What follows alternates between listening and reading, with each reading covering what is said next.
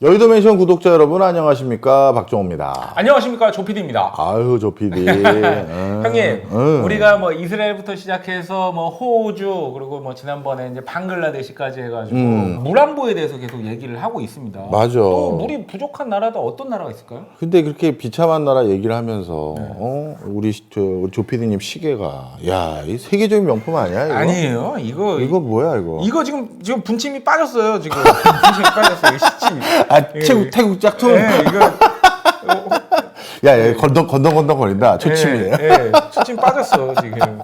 아니 뭐 그건 뭐 개인의 선택이니까. 의외로 전 세계에서 물이 가장 그 부족한 나라, 관점을 조금만 달리하면 사실은 우리나라야. 우리나라요? 뭐 전 세계적으로 다 물 때문에 난리지만 그렇다고 우리나라 약간 좀 안전지대라고 생각을 했는데 아닌가요? 전혀 아니야. 사람들이 그런 착각을 좀 많이 하는 것 같아. 근데 전혀 아닌 이유를 하나 설명을 해줄게. 네. 이 개념이 도입되면 확실히 이해하실 겁니다. 많은 시청자분들도. 바로 가상수야. 가상수? 가상수가 뭐죠? 가상수가 뭐냐면 우리 지난번에 플래닛 아쿠아라고 플래닛 아쿠아. 우리 그 저기 또 그 공짜 광고 한번 넣어드려. 이 책 진짜 재밌게 읽었어요. 여러분도 한번 읽어보세요. 정말 재밌는 책인데 그 책에서 내가 한 10수년 전에 배웠던 개념이 다시 한번 언급됐는데 야, 나 이거 진짜 이거 한번 꼭 우리 여의도 맨션에서 알려드리면서 우리 한번 각성해야 된다 싶었던 게 가상수야. 이 개념, 가상수라는 개념을 누가 처음 설정을 했냐 하면 토니 앨런이라는 분이었는데 이분이 가만히 보니까 우리 인류가 물을 너무 방만하게 사용하는 이유가 물 사용량을 정확하게 인지하지 못하고 있는 것 같더라. 예를 들어 너 하루에 물 주로 소비하는 거에 뭐뭐 있니? 먹는 거, 샤워하는 거, 뭐 그런 거, 설거지하고, 그렇지. 씻고. 그렇지. 그렇게만 생각하는데 그게 아니라는 거야. 예를 들어서 너 이 명품 시계 이거 물 소비한 거고 그다음 너 이 안경테 이것도 명품 같아 보이는데 아니에요. 여기 이태리라고 뭐 써있는데 아니, 메이드. 아니에요. 하여튼 이것도 그래서 물 소비한 거고 이 면티 물 소비한 거고 이 농구공 물 소비했다는 거야. 그렇죠. 커피도 당연히 뭐 말할 것도 너 이게 왜 물 소비한 거지 감 왔어? 생산하는 과정에서 사용하는 정답입니다. 그래서 어떤 식품이나 제품을 생산하는 데 들어가는 그 모든 생산 과정, 그리고 유통 과정, 그리고 그걸 소비하는 과정에서도 보이지 않는 물이 계속 쓰이는데 내가 인지하지 못하는 상황에서도 나는 물을 계속 쓰고 있구나. 그렇지. 그런데 그걸 왜 물 쓰고 있다고 생각을 안 하냐. 그래서 그거를 물 쓰는 것으로 카운트를 하기 위해서 가상수라는 개념으로 한번 세상에 있는 제품들과 농산물과 서비스들을 한번 카운트 해보자. 이 사람은 이 개념이었던 거야. 그런데 이게 93년도에 이 사람이 이 생각을 해냈으니 얼마나 선도적인 거야. 그럼요. 감자칩 한 봉지 만들 때 가상수 개념으로는 물을 몇 리터 쓰냐면 185리터 써. 185리터요? 왜냐하면 감자 생산하는데 물 계속 줘야지. 아니 아무리 그래도 그 185리터. 그리고 공장에서 그거 가동할 때 또 물 써야지. 와. 그리고 감자 세척하는데 또 물 쓰지. 감자 먹지 말아야 되겠다 이거. 그럼 더 심한 거. 너 예전에 형 수업 끝나고 너희 그 하숙집 놀러 가면 네가 나 볶음밥도 해주고 파스타도 많이 해줬잖아. 뭐 라면, 오징어 짬뽕도 끓여드리고 뭐 다 했죠. 그때 특히 네가 맛있게 조리하는 방법 중에 하나가 너가 마가린이나 버터 같은 걸 많이 넣어줬어. 그렇죠. 뭔가 이렇게 고소하면서 그렇죠. 달달하면서 제 작품입니다. 제 작품이에요, 제 작품. 네. 맞아. 네가 그런 거 형님 오늘 오셨기 때문에 제가 버터 듬뿍 넣었습니다. 네. 내려오세요. 하면 그렇죠. 이제 딱 그러면 노릇노릇하게 식빵도 구워주고 막 그랬다고. 버터 지글지글 냄새가 벌써 나죠. 진짜 제 몸은 얘가 만든 거예요. 제 작품입니다. 자, 그런 그 버터는 물 엄청 썼겠지. 그렇죠. 소 엄청 물 먹잖아. 얼마 썼을 것 같아? 나 놀라 자빠졌다. 이것도 많이 써라 너. 버터 얼만큼이요? 버터 1파운드 450g. 453g 버터 200리터? 아니야. 300리터? 아니야. 500리터? 아니라니까. 13,000리터야. 자, 그래서 이렇게 많은 물을 우리가 평소에 소비하고 있다는 게 바로 가상수의 개념이야. 그러면 우리 이제 결론이 나왔네. 우리 세계적인 농업 수입 국가야. 그렇죠. 식량 자급률이 우리 OECD 국가 중에 최하위에 속해. 그러면 그거는 식량을 사오는 게 아니라 뭘 사오는 거다? 물을 사오는 거야. 물을 사오는 거야. 그래서 우리는 세계적인 일단 물 수입 국가라는 인식을 명확히 해야 된다는 거야.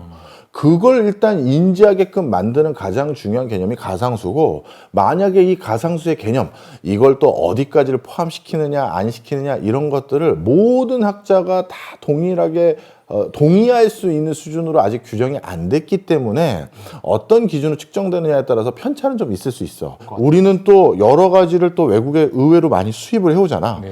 휴대폰으로 얘기할게요. 휴대폰 하나 만들 때는 원소 주기율표 상에는 거의 대부분의 광물 자원이 다 들어가요. 60종이 들어가거든. 그럼 60종 그거 다 정제해가지고 한국에 배송해 주는 거잖아. 그렇죠. 그것도 달리 표현하면 이 관점에서는 물 사온 거야. 그렇죠. 우리가 직접 물로 그 정비하는 게 아니니까.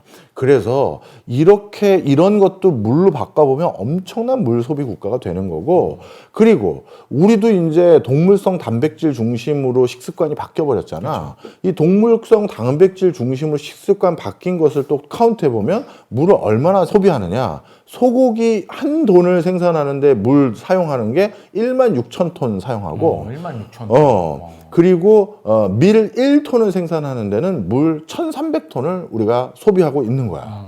그러니 우리가 이제 밀가루 음식 많이 먹고 그다음에 소고기 같은 동물성 단백질 많이 먹으니까 이게 이렇게 바뀌어 버린 거지. 그렇죠. 자, 그런데 지금도 물을 거의 전량 이렇게 수입하고 있다라고 해도 과언이 아닌 상태인데, 전 세계적으로 계속 물에 대해서 서로 다툼을 벌이고, 이 물은 우리 겁니다, 이제 저쪽에 안 줄 거예요, 이런 일들이 비일비재하게 일어나고 있단 말이야. 그럼 어느 순간인가 이 가상수 개념을 수위에 올려서 이제는요, 이게 우리 가만히 보니까 광물 땅에서 캐서 뭐 쓰는 이것만 비용을 받아야 될 게 아니라 물값도 받아야겠어요. 이런 수준으로 우리한테 나올 수도 있고, 아니면 우리도 이제 물이 귀해져서 더 생산해서 못 드립니다, 이럴 수도 있어. 그러면 결국 어떻게 되겠어? 우리가 우리 물을 써서 밀을, 우리 밀 직접 재배하든지 우리 뭐 보리를 직접 재배하든지 그 비중을 더 늘려야 될 거 아니야. 이제 외국에서도 우리 먹을 밀 재배할 물도 없어요 해서 수출 안 할 거 아니야. 그렇게 돼버리면 우리가 물을 더 많이 확보해야 될 상황이 된 거잖아. 그래서 우리나라에서도 물을 더 많이 확보하기 위한 노력을 본격화하기 시작했어. 그 중에 가장 물을 가장 쉽게 확보할 수 있는 방법이 뭐야? 댐 건설? 정답입니다. 댐 건설이야. 그래서 정부에서는 14개 댐을 건설하겠다라고 이미 계획을 발표했어. 그럼 여기서 하나 또 물어볼게. 네. 그 14개 댐 예전처럼 잘 건설될까? 소양강 댐 만들고 뭐 하고 뭐 할 때처럼? 아, 근데 뭐 스몰 지역이 생기고 해가지고 뭐 주민들하고 이렇게 좀 협약이가 예전보다는 쉽지 않겠죠. 사실 예전에도 수멸 지역은 있었지. 예. 근데 그때는 서슬퍼런 군사정권 시절이기 때문에 국가에다 대고 나는 못 나가겠다 하면서 이거 한다는 건, 그러면 그냥 물 속에 계세요. 에이, 설마 그렇게까지 했겠니? 하여튼 그럴 수도 있는 수준의 그런 그렇게 시절. 협박은 했을 것 같아요. 맞아, 협박은 했겠지. 공사는 무조건 들어가는 거니까 여기 계실려면 계세요. 옆에 폼크레인으로 막 이렇게 막 없애버리고 있고 그런 시절이 아니란 말이야 지금은. 네, 그렇죠. 그러다 보니까 어떤 일이 생겼냐면 이 14개 댐을 과연 다 계획대로 추진할 수 있겠느냐. 그리고 추진을 만약에 한다고 하면 도대체 토지 보상부터 해서 이거 돈을 얼마나 물어줘야 되는 거냐. 그럼 그걸 다 물어주고 나서도 이게 경제성이 확보된 거냐. 그렇죠. 그리고 요즘은 이 수력 발전하는 이 댐 건설이 절대 친환경이 아닙니다, 여러분. 수몰되는 지역과 거기 습도도 바뀌고 여러 기후 환경대가 바뀌다 보니까 안개 끼고 막 그러죠. 그래서 그 동네에 그 동물들이 살고 있는 서식지가 완전히 바뀌어 버리는 거라서 그게 전 세계 어디도 뭐 수력 발전은 이산화탄소 발생 안 하니까 친환경이다 이렇게만 생각하는 사람은 많지 않아요.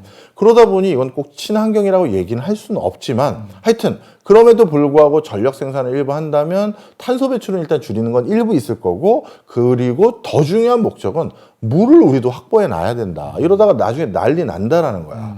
그래서 정부에서 발표한 어떤 그 수력 발전을 건립하겠다는 부지들이 어디냐 하면 한강권에 4곳, 낙동강권에 6곳, 금강권에 1곳, 영산강, 섬진강 곳에 3곳 이렇게 한다는 거야. 왜냐하면 전 국토에서 지금 물이 부족하거든. 자, 그런데 여기서 이제 슬슬 문제가 생기기 시작했어. 어떤 문제냐면 댐을 건설할 지역이 네. 우리 국가도 바보는 아니니까 댐을 딱 막아서면 상당히 많은 부분이 근처에 수몰될 거 아니야. 그럼 그 수몰되는 지역의 집값 또는 땅값을 그 수몰된 그 땅을 가지고 있는 사람들에게 토지 보상해 줘야 될 거 아니야. 네, 그러면 금싸라기 땅이 많은, 달리 말하면 인구가 그래도 촘촘하게 모여 살고 있는 지역 근처까지 수몰되는 지역에 댐을 건설하겠어? 아니면 이제는 그 동네 거의 사람 지역 소멸, 인구 감소, 네. 고령화로 사람 거의 안 산다며 그쪽에다 댐 건설합시다 이렇게 되겠어. 아, 뭐 당연한 얘기죠. 당연히. 맞아, 당연한 얘기야. 그런데 그쪽 지역 사람들 인구 소멸이 가속화되고 지금 이쪽 지역에서 이제 청년들도 거의 안 살고 인구가 한적해진 동네에 사는 사람들의 입장은 뭐냐면 대표적으로 양구군 이런 데 있잖아. 양구, 네. 거기 댐 있잖아. 네. 그 지역 사람들의 우리가 원래 그런 동네가 아니었다. 니들이 여기에다 댐을 지어놨고 그래서 수몰되는 지역이 많아졌고 그러다 보니까 여기서 사람이 떠나간 거 아니냐. 사람이 떠나갔기 때문에 상권도 줄어들었고 여기서 경제활동을 왕성하게 할 수 없었기 때문에 인구 가속도 소멸 속도가 가속화된 거지. 왜 그걸 그런 식으로 얘기하냐. 그러니 그런 전례들이 확인된 지역도 있다고 판단되니까 다른 지자체에서도 어떻게 하겠어? 안 돼. 지금 뭐 우리 동네 살려보겠다고 군수 이하 청년 농민회장 그리고 부녀 농민회장 뭐 원로들 다 해가지고 지역 살리기 한번 하고 있는데 여기다가 댐을 건설하면 뭐 몇 푼 쥐어주고 보상 얼마나 해줄지 모르겠으나 지역 주민들 중에서는 그 돈 받고 뜰려는 사람들이 있는 게 아니라 평생 거기서 살려는 사람이 많잖아. 그렇죠. 그런 사람들 입장에서는 그럼 우리 이제 더 여기서 살기가 어려워지는 건데 우린 싫다 이러고 있는 거야. 대표적으로 그런 곳 중에 하나가 청양군이야. 청양군. 예. 발칵 뒤집어졌어. 지천댐 건설을 정부가 발표를 했는데 이 청양군 군민들의 말은 어떤 거냐. 우리도 지금도 인구가 반토막 이상이 났는데 이 댐 건설을 하고 나면 어떻게 된다? 지역 소멸이 더 가속화된다. 그러면 우리는 뭐냐? 이 군 없애라는 얘기랑 밖에 안 되는 거 아니냐? 이렇게 된 거야. 근데 국가 차원에서 분명 물 부족하고 또 전력도 더 필요해. 이제 인공지능 시대니까. 그러면 도대체 이거 어떻게 할 것이냐를 고민했을 때 국가가 주판을 튕겼더니 야 청양군이 딱 적지야. 그리고 양구 어느 쪽이 적지야. 이게 다 드러났을 거 아니야. 그렇죠. 그럼 이제 거기에서 또 이제 토지 보상해주고 해야 되는데 이 국민들 입장은 너무 섭섭한 게 하나 더 있어. 예를 들어서 차라리 우리 동네에 댐 지어서 전력 생산 더 하고 산업용수 더 확보해라. 그러면 그 확보한 산업용수와 전력으로 우리 동네에 기업들이 와서 일을 해라. 예를 들어서 그렇게 하면 우리가 반대 많이 안 할게. 그런데 수몰되는 지역은 강원도 일부 지역과 경기 북부 지역을 접하고 있는 그쪽 지역인데 거기에서 물 끌어다 쓰고 거기에서 생산한 전력 끌어다 써서 어느 동네 땅값 올리고 어느 동네 지자체 주민들 부자 되나 봤더니 반도체 공장이 있는 용인시, 반도체 공장이 있는 이천, 또 화성 이런 데네. 그러면 우리는 수몰돼서 피해보고 그렇죠. 이득은 용인 사는 사람들은 땅값 오르고 상권 활성화되고 다 좋아지고 누구 좋으라고 이거 하냐? 이렇게 소리가 나오는 거야. 지금 이런 상황이야. 그래서 이거를 어떻게 우리가 쉽게 해결을 못해. 왜냐하면 우리나라도 이제 어마어마한 선진화된 국가니까. 그래서 충북 단양군, 전남 화순군 뭐 이런 주민들 계속 줄줄 반대하는데 이거 어떻게 해결할 거냐. 자, 그럴 때 바로 국가적 리더십이 필요한 거야. 정치 권력이 그래서 필요한 거고.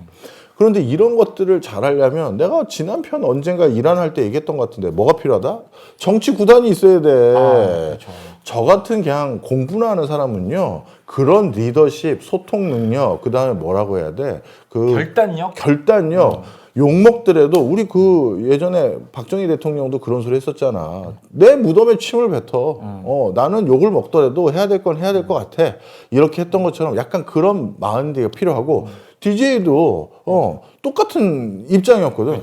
이건 내가 반드시 해야겠다. 의약분업 이거 안 하면 항생제 남용 1등 국가고 이렇게 나 들쑤시고 이렇게 하는데 하면서 국민들 앞에서 이게 꼭 왜 해야 되는지 대통령이 직접 얘기하니까 그때까지만 해도 우리 얼마나 편했니. 병원 가면 그냥 결제할 때 약 줬잖아. 네. 그냥 야 이거죠? 알겠습니다. 이렇게 해서 바로 샀는데 의약분업할 때 그 어느 약국과 어느 병원 담합하면 안 된다고 대학병원은 특히 정문에서 빠져나와서 약국까지 가려면 멀었잖아. 엄청 불편해서 특히 다리 불편한 할아버지 인터뷰한 영상 나 아직도 기억해.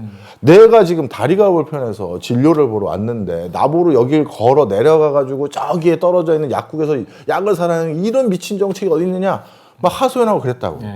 그 불평불만 다 있단 말이야. 그럼 그거를 딱 DJ가 딱 나타나서 왜 그런지 객관적이고 과학적인 논리 가지고 딱 얘기했던 거 아니야. 그때 막 가운 입고 막 시위하고 했었던 난리도 아니었잖아. 기억이 나요. 박통은 그렇게 하진 않고. 인자협회는 내가 있잖아. 자, 하여튼 그런 게 좀 필요해. 어떤 방식이든 간에. 그런데 지금은 그거 하는 사람이 없어. 난 그래서 이러다가 우리 산업계에서 물 부족하다 소리 곧 나올 거고 전력 부족하다는 소리 곧 나왔을 때 누가 책임질 거냐. 이제는 뭔가 허심탄회하게 얘기해서 주민들도 섭섭하지 않게 해드려야 될 필요도 있고 그다음에 우리 또 수급받아야 될 건 받아야 되는데 교수님 그렇게 원론적인 얘기만 하지 마시고요. 대안을 주세요. 저도 공부한 사람으로서 약간의 대안이 있어요. 그렇지만 그 대안은 저 같은 사람이 얘기하는 게 아니라 그 대안들 제가 가진 대안, 다른 학자가 가진 대안 아니면 그 국책연구기관에서 했던 대안들을 다 모아놓고 right answer 이게 제일 적합하다라고 아니면 적합한 건 아니지만 때로는 선택을 해야 될 때가 있어요. 모두가 다 좋은 그런 결론을 낸다? 그거 거짓말이에요. 그런 거 없을 때가 모두를 많아요. 만족시킬 수는 없죠. 그건 거짓말이에요. 오늘의 결론이야. 가상수 개념을 바탕으로 했었을 때 한국은 세계적인 석유 수입 국가가 아니라 세계적인 물 수입 국가다. 그래서 지금 당장 정부가 시급하게 해결해야 될 건 물 어디서 구해올 건데 이거 답을 줘야 된다.